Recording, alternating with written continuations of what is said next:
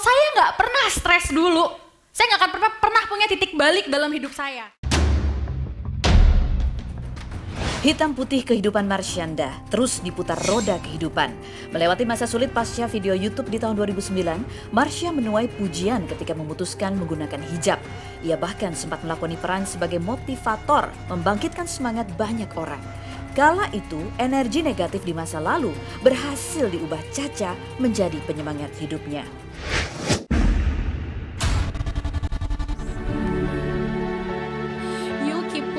Fake while I'll spread love because of the strength of my honesty. Cara Cha-Cha mengekspresikan diri boleh dibilang unik.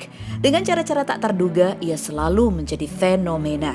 Pada bulan Juli tahun 2014 lalu, ketika rumah tangganya dengan Ben Kasyafani dihantam prahara, Cha-Cha merilis video bertajuk The Unspoken. Yes, finally I've opened my eyes.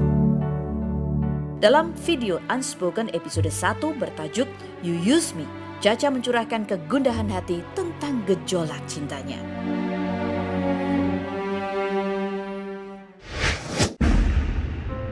Aku tetap mau berkarya, nah aku bikinlah yang namanya The Unspoken.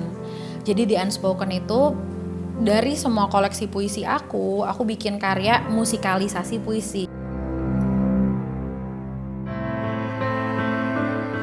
Musikalisasi puisi berisi curahan hati Cha-Cha terus berlanjut. Lewat Unspoken episode 2 berjudul Letter to God.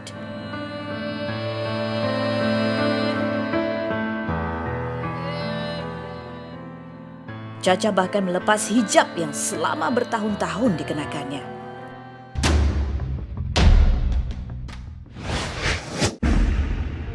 Ya udah aku berpikir pas yang episode 2 gue buka jilbab aja di situ dan ya pasti akan rame.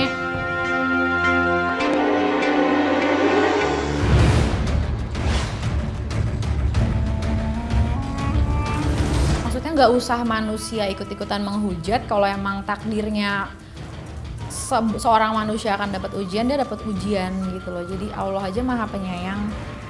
Jadi nggak ada hubungannya, ngerti nggak? Kalau misalnya kita punya ritual yang taat banget, tapi hati kita ke orang lain itu kita penuh kebencian, itu menurut aku Tuhan nggak ngajarin itu gitu loh. Makanya walaupun aku terima mungkin bagi sekian orang itu bentuk kekurangan gitu ya, kalau aku dari pakai jilbab aku buka, tapi bagi aku sendiri itu salah satu journey aku aja gitu loh. Kita nggak ada yang tahu apakah nanti aku pakai jilbab lagi atau gimana. Jadi memang waktunya berdekatan ketika aku ngajuin cerai dan kemudian aku lepas jilbab.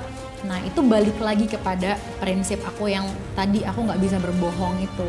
Aku tuh kayak bener-bener nggak bisa. Aku tuh orangnya tuh all or nothing karena itu sih gini. Aku tuh orangnya kalau lo nggak all 100% ya nothing, nggak usah. Nggak ada di tengah-tengah.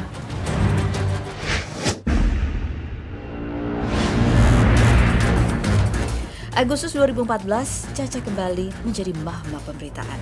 Ia meronta, mengaku tak bisa menerima kebebasannya terpasung ketika disebut-sebut sedang dalam perawatan di salah satu rumah sakit di Jakarta. Kala itu, spekulasi tentang kondisi kejiwaan Cha-Cha merebak. Barulah kemudian Cha-Cha menjelaskan bahwa ia mengidap bipolar.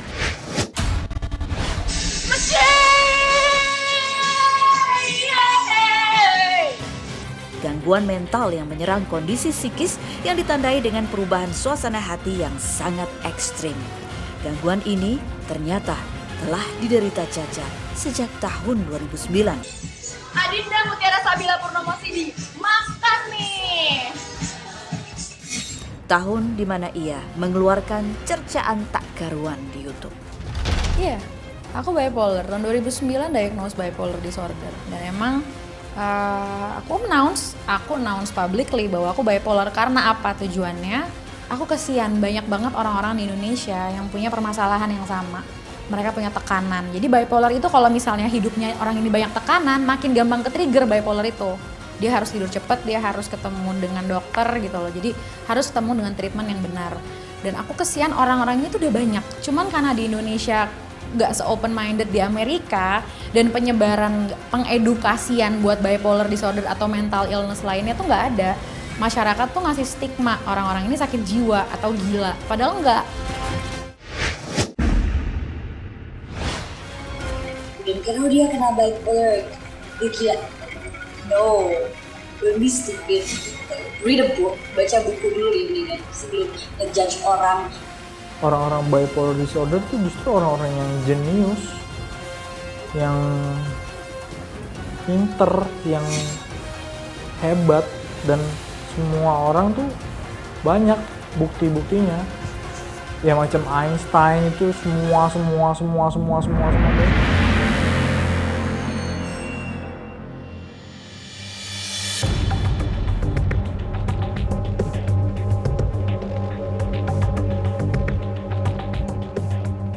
Setelah menjalani perawatan di rumah sakit, Caca terus dihadang berbagai persoalan. Saat itu, Caca dikabarkan merasa kebebasannya dipasung oleh orang terdekatnya.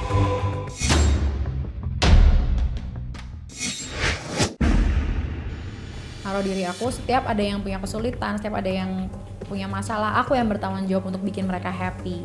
Nah, jadi ketika aku pergi, padahal itu hal biasa sebenarnya kalau dilihat. Pada ketika aku bilang,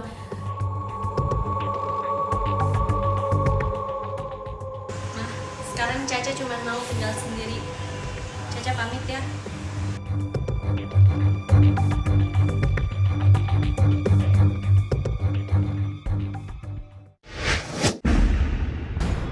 nah mama dan adik-adik ngelihatnya tuh aku ninggalin mereka.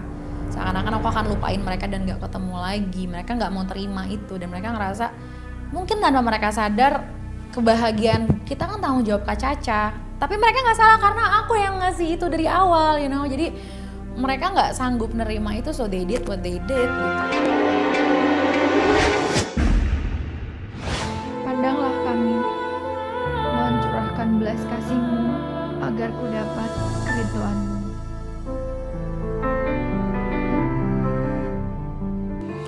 Mungkin masa-masa itu sudah lewat. Caca memang belum selesai mendefinisikan dirinya. Ia masih relatif muda dan dalam kedewasaannya kini, ia tetap menempatkan Rianti Sofyan di posisi seharusnya dalam seluruh persepsi dan perasaannya. Mama buat aku adalah segala kebaikan yang ada dalam diri aku sekarang, itu aku dapetin karena mamaku. Karena mamaku tuh Rianti Sofyan dan papaku Irwan Yusuf, dengan segala kehebatan mereka, termasuk segala kekurangan mereka, segala hal yang berefek ke aku dari mereka, aku bangga banget aku jadi aku, dan itu nggak mungkin terjadi kalau mamaku bukan mama.